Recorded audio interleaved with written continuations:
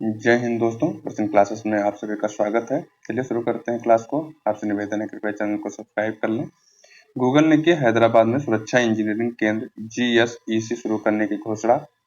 Scalar threat lab 2024 की report के अनुसार भारत मोबाइल मैलवेयर हमलों के मामले में है शीर्ष देश। नेपाल ने चीन के साथ BRI सहयोग की रूपरेखा पर किए हस्ताक्षर। यूरोपीय अंतरिक्ष एजेंसी ने कोपरनिकस सेंटिनल-1C उपग्रह को वेगा C रॉकेट से किया प्रक्षेपित। केंद्रीय मंत्री प्रहलाद जोशी ने अन्न चक्र और स्कैन पोर्टल किया लॉन्च। RBI ने नकद आरक्षित अनुपात और GDP विकास पूर्वानुमान को किया संशोधित। 6 दिसंबर को डॉक्टर भीमराव अंबेडकर की पुण्यतिथि पर मनाया गया महापरिनिर्वाण दिवस। केंद्रीय मंत्री श्री कीर्तिवर्धन सिंह ने दिल्ली के राष्ट्रीय प्राणी उद्यान में नैनो बबल टेक्नोलॉजी की लॉन्च। असम के होटलों में और सार्वजनिक स्थानों पर गोमांस खाने पर लगाया प्रतिबंध। 4 दिसंबर को मनाया गया विश्व वन्य जीव संरक्षण दिवस 2024। भारत को एशिया और प्रशांत क्षेत्र के लिए ISSA गुड प्रैक्टिस अवार्ड 2024 से किया गया सम्मानित। आइए इसका विश्लेषण देखते हैं। हाल ही में गूगल ने एशिया का दूसरा सुरक्षा इंजीनियरिंग केंद्र GSEC कहाँ शुरू किया है? तो दोस्तों कहाँ पर? हैदराबाद में। याद रखने की बात यह है कि ये पूरे एशिया की बात करेंगे तो ये दूसरा सुरक्षा इंजीनियरिंग केंद्र है। अगर विश्व की बात करेंगे तो 5th नंबर पर है और भारत की बात करेंगे तो पहला है। ठीक है, यह केंद्र जो बन रहा है ये भारत का पहला है, एशिया का 2nd है और विश्व का 5th है। ठीक है, पूरे विश्व में 5 ही केंद्र हैं ऐसे। ये जो है कहाँ पर हो रहा है? तो हैदराबाद में। पहला वाला कहाँ पर था एशिया की बात करेंगे तो जापान में। ठीक है, जापान के बाद अब इंडिया हैदराबाद में खुल रहा है। इसका मतलब है साइबर सुरक्षा को बढ़ाना, रोजगार को बढ़ाना और कौशल विकास पर ध्यान देना। यहाँ पर बात करेंगे हम NCC की, नेशनल कैडेट कोर की। तो भारत की पहली भूमिगत शूटिंग रेंज जिसकी कहाँ बनाई गई है? रोहड़ी, न्यू दिल्ली में। ठीक है, तो दोनों याद रखिएगा। जो आपका हैदराबाद शहर है वो किस नदी पर है? मूसी नदी पर। हाल ही में केंद्रीय मंत्री पीयूष गोयल ने एक जिला एक उत्पाद दीवार कहाँ पर इसका उद्घाटन किया था? सऊदी अरबिया, रियाद में। ठीक है, हाल ही में भारतीय तटरक्षक बल के लिए 2 स्वदेशी तेज गश्ती पोत अदम्य और अक्षर का अनावरण कहाँ पर हुआ? गोवा में। हाल ही में स्केलर थ्रेट लैब 2024 की रिपोर्ट के अनुसार मोबाइल मैलवेयर हमलों के मामलों में शीर्ष देश कौन है? तो दोस्तों शीर्ष देश है नंबर 1 पर भारत और दूसरे नंबर पर है USA। ठीक है, ये रिपोर्ट क्लाउड सिक्योरिटी को लेकर प्रस्तुत की जाती है। मैलवेयर किसको कहते हैं? मैल और सॉफ्टवेयर का ये जो है एक स्वरूप है मिला हुआ, जो कि वायरस भी हम इसको एग्जाम्पल के रूप में इसको वायरस कहते हैं, वही है जो कि दुर्भावनापूर्ण रूप से तैयार किया गया एक सॉफ्टवेयर होता है। ओके, जो कि आपके डिवाइस को और आपके डेटा को असुरक्षित करने की इसमें बात की जाती है और प्रयास किया जाता है। IT एक्ट, सूचना तकनीकी एक्ट इसमें 2000 में ये जो है शामिल किया गया है। तो ये भी याद रखिएगा कौन सा एक्ट में शामिल है? IT एक्ट 2000 में इसको शामिल किया गया है और ये दंडनीय अपराध माना गया है। हाल ही में निंगोल चकौवा त्योहार कहाँ पर मनाया गया है? मणिपुर का त्योहार है। छठ त्योहार कहाँ का है? बिहार का। नदी और सूर्य की मतलब नदी में खड़ी होकर सूर्य भगवान की पूजा की जाती है। हाल ही में दुनिया की सबसे ऊंची एंड्यूरो माउंटेन बाइकिंग रेस मोंडूरो 4.0 कहाँ पर प्रारंभ किया गया है? अरुणाचल प्रदेश में। बहुत ज्यादा इंपॉर्टेंट क्वेश्चन है, याद रखिएगा। हाल ही में भारत के किस पड़ोसी ने चीन के साथ BRI सहयोग की रूपरेखा हस्ताक्षर किया है? तो दोस्तों किसने? नेपाल ने। नेपाल चीन से निवेश और अनुदान के चक्कर में इसको जो है साइन किया है, लेकिन जिसने जिसने भी BRI प्रोजेक्ट शामिल किया है आज तक किसी को उससे कोई फायदा नहीं हुआ। BRI प्रोजेक्ट है क्या? One belt and one road initiative है, चाइना ने शुरू किया था। एशिया, यूरोप और अफ्रीका देशों को ये जो है अपने सामान पहुंचाने के लिए, सामान आपूर्ति के लिए इसको शुरू किया था। इसमें फायदा सिर्फ और सिर्फ चाइना को है। इसमें केवल देशों को लालच दिखाया गया और उन पे इतना ऋण लाद दिया जाता है कि बाद में उन्हें अपना कोई छोटा सा जो है देश का हिस्सा थोड़ा सा चाइना को लीज पर देना ही पड़ता है। कि श्रीलंका के साथ भी हो गया, पाकिस्तान का बुरा हाल है, ब्राजील ने इसको छोड़ दिया और यूरोप की इटली वगैरह ने भी इसको छोड़ दिया है। अब नेपाल इसमें इंटरेस्ट दिखा रहा है क्योंकि यहाँ पर सरकार बदल गई है। सरकार आ गई है KP शर्मा ओली की, जो कि लेफ्टिस्ट विचारधारा की सरकार है। तो इसीलिए अभी भारत के साथ में पूरा प्रॉब्लम जो है क्रिएट करना शुरू कर दिया। हाल ही में संयुक्त राष्ट्र जलवायु परिवर्तन सम्मेलन COP29 कहाँ पर हुआ है? तो दोस्तों ये बाकू में हुआ है, अजरबैजान की राजधानी है। COP1 कॉन्फ्रेंस, COP का फुल फॉर्म है कॉन्फ्रेंस ऑफ पार्टीज। ठीक है, तो COP1 कहाँ पर हुआ था? 1995 में बर्लिन में। इंडिया की बात करेंगे तो COP8 का सम्मेलन इंडिया में हुआ था। हाल ही में अंतर्राष्ट्रीय हॉकी महासंघ के अध्यक्ष पद पर किसको चुना गया है? तैयब इकराम को चुना गया है। हाल ही में वेगा सी रॉकेट से कोपरनिकस सेंटिनल-1C उपग्रह को किसने प्रक्षेपित किया है? तो यूरोपीय अंतरिक्ष एजेंसी ने प्रक्षेपित किया है। उपग्रह का नाम है कोपरनिकस सेंटिनल-1C और रॉकेट का नाम है वेगा सी। ठीक है, कहाँ से इसको प्रक्षेपित किया गया है? तो ये जो है फ्रेंच गुयाना कोरू से इसको प्रक्षेपित किया गया है वेगा सी रॉकेट द्वारा। बात करेंगे SSLV D3 की, तो इससे जो है EOS-08 रॉकेट इसरो ने प्रक्षेपित किया था। प्रोबा उपग्रह ये भी यूरोप का है, जिसको भारत प्रक्षेपित करेगा, मतलब इसरो प्रक्षेपित करेगा PSLV C-59 रॉकेट द्वारा। Aditya L1 PSLV C-57 rocket द्वारा प्रक्षेपित किया गया था। हाल ही में बुकर पुरस्कार 2024 से किसको सम्मानित किया गया है? तो बुकर पुरस्कार की बात करेंगे तो सामंथा हार्वे को पुरस्कृत किया गया है उनके उपन्यास ऑर्बिटर के लिए। हाल ही में अमेरिकी राष्ट्रपति डोनाल्ड ट्रंप ने किसके नेतृत्व में सरकारी दक्षता विभाग की स्थापना की है?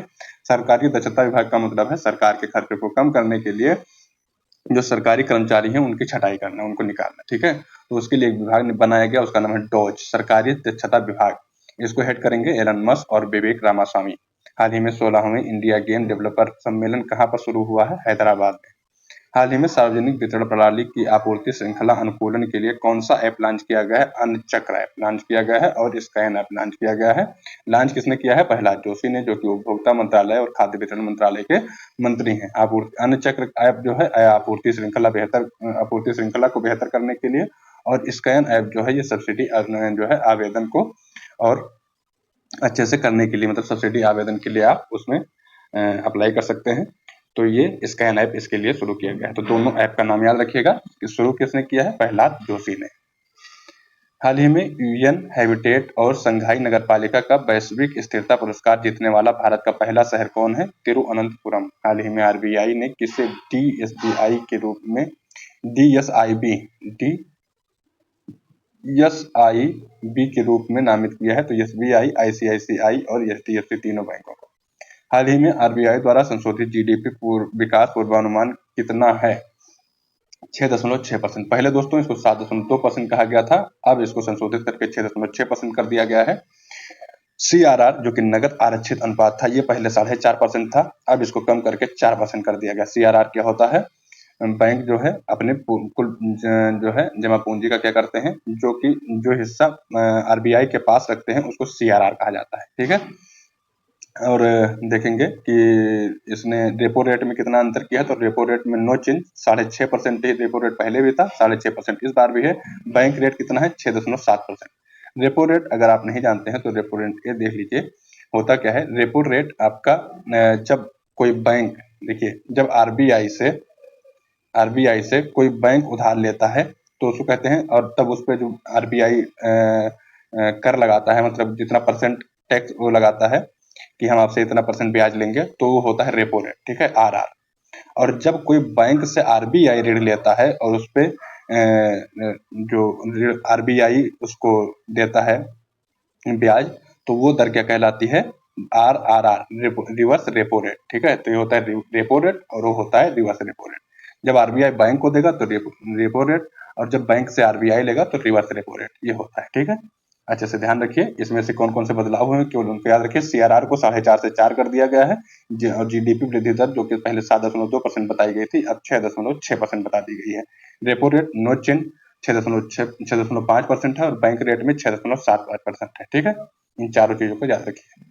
हाल ही में वाल्ट डिज्नी मीडिया ने किसके साथ विलय किया है? रिलायंस के साथ में। हाल ही में ऐतिहासिक चौल जीबी मेला 2024 कहाँ प्रारंभ हुआ? यूके। हाल ही में 14वीं सीनियर राष्ट्रीय हॉकी चैंपियनशिप में किसने स्वर्ण पदक जीता है? उड़ीसा ने। हाल ही में 6 दिसंबर को मनाए गए महापरिनिर्वाण दिवस का संबंध किससे है? ये दोस्तों किससे है? डॉक्टर भीमराव अम्बेडकर की पुण्यतिथि से है। 6 दिसंबर 1956 में इनकी मृत्यु हुई थी। 14 अप्रैल 1891 में एमपी में ये पैदा हुए थे। इनकी पत्रिका है मूक नायक और बहिष्कृत भारत। ठीक है, इनके बारे में और थोड़ा सा जान लीजिए। मलाड सत्याग्रह को इन्होंने लीड किया था। पूना पैक्ट 1932 में गांधी जी और अम्बेडकर के बीच में पुणे में जो है जो समझौता हुआ था उसको पूना पैक्ट के नाम से जाना जाता है। आर्टिकल 32 को संविधान की आत्मा इन्होंने कहा था। प्रारूप समिति को के अध्यक्ष थे। भारत रत्न इनको 1990 में दिया गया, 1956 में मृत्यु हुई और 1990 में जाकर इनको भारत रत्न मिला। फर्स्ट विधि मंत्री या कानून मंत्री थे भारत के। पहला, दूसरा और तीसरा जो गोलमेज सम्मेलन हुआ था इंग्लैंड में, वो तीनों में इन्होंने भाग लिया था, हिंदू कोड बिल का समर्थन किया था। इनकी अपनी पार्टी इन्होंने बनाई थी, इंडिपेंडेंट लेबर पार्टी, ठीक है। और इसने 1900 कब बनाई इन्होंने? 1936 में। 1936 में अपनी पार्टी बनाई। 1937 वाला जो चुनाव हुआ उसमें इनकी पार्टी ने टोटल 13 सीटें जीती थी। याद रखिएगा, 13 सीटें इनकी पार्टी ने जीती थी। ओके। हाल ही में भारतीय सेना ने बहुपक्षीय हैडर अभ्यास संयुक्त विमोचन 2024 का आयोजन कहाँ हुआ? गुजरात। हाल ही में आर्थिक नेताओं की 31वां एपेक शिखर सम्मेलन कहाँ पर हुआ है? पेरू में हुआ है। हाल ही में प्रधानमंत्री मोदी को किस देश के सर्वोच्च पुरस्कार द ऑर्डर ऑफ एक्सीलेंस से सम्मानित किया गया है? गुयाना और नाइजीरिया ने सम्मानित किया है। हाल ही में केंद्रीय मंत्री श्री कीर्तिवर्धन सिंह ने नैनो बबल टेक्नोलॉजी कहाँ पर लॉन्च की है? दिल्ली में लॉन्च की है। ये पर्यावरण राज्य मंत्री हैं। दिल्ली में इन्होंने अपनी दिल्ली राष्ट्रीय प्राणी उद्यान में पानी की सफाई और शुद्धिकरण के लिए जलीय जीवों को संरक्षित करने के लिए नैनो बबल टेक्नोलॉजी का उपयोग शुरू किया है। नैनो होता क्या है? इसका मात्रक क्या होता है? 10⁻⁹ मीटर। हाल ही में केंद्रीय मंत्री डॉक्टर जितेंद्र सिंह द्वारा लॉन्च पहली स्वदेशी एंटीबायोटिक दवा क्या नाम है? नेफ्रिथ्रोमाइसिन का संबंध किससे है? तो नेफ्रिथ्रोमाइसिन का संबंध है निमोनिया से। किसने लॉन्च किया था? डॉक्टर जितेंद्र सिंह ने। हाल ही में ओटीटी प्लेटफॉर्म वेब्स का संबंध किससे है? यह जो है प्रसार भारती का ओटीटी प्लेटफॉर्म है। प्रसार भारती ने इसको लॉन्च किया है। हाल ही में चर्चा में रहे कुकरेल नाइट सफारी पार्क और चिड़ियाघर कहाँ स्थापित किया गया है? लखनऊ में। कुकरेल नाला आप सुने होंगे, वहीं पर। हाल ही में होटलों और सार्वजनिक स्थानों पर गोमांस खाने पर किसने प्रतिबंध लगा दिया है? असम ने। असम के सीएम कौन है? हिमंता बिस्वा शर्मा। और गोमांस जो होता है बीफ पर इन्होंने प्रतिबंध लगा दिया है सार्वजनिक स्थानों पर खाने पर। हाल ही में खाद्य जनित बीमारियों को राष्ट्रीय आपदा किसने घोषित कर दिया है? साउथ अफ्रीका ने। हाल ही में आईपीएल के इतिहास में 13 वर्ष की उम्र में अनुबंध पाने वाले सबसे कम उम्र के खिलाड़ी वैभव सूर्यवंशी का संबंध किससे है? बिहार में। ठीक है। इनको जो है 1.1 करोड़ रुपए में खरीदा गया है, मतलब 1.1 करोड़ रुपए में बिके, मतलब 1,10,00,000 रुपए में। वर्ष 2025 में भारतीय सेना दिवस कहाँ मनाया जाएगा दोस्तों? 15 जनवरी को मनाया जाता है। कहाँ मनाया जाएगा? पुणे में।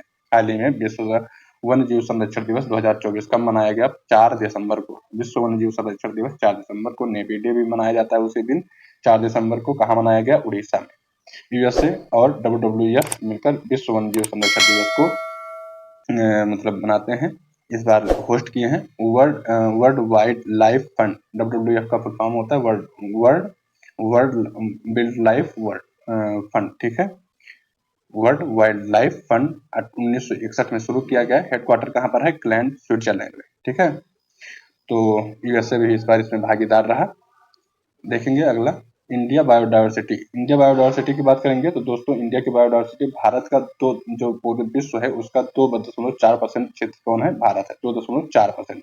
जबकि हमारे पास जो विश्व की पूरी जैव विविधता है उसका 8% भागीदार भारत है। रामसर स्थलों की बात करेंगे तो 8.85 रामसर स्थल भारत के पास है, ठीक है। हाल ही में आईपीएल के इतिहास में 13 वर्ष की कम उम्र, तो ये अभी आप देख चुके हैं। तो चलिए इस क्लास को यहीं पर हम लोग पूरी करते हैं और उम्मीद है इस क्लास से आपको जरूर फायदा मिल रहा होगा। मिलेंगे नए क्लास में, तब तक के नमस्कार, धन्यवाद।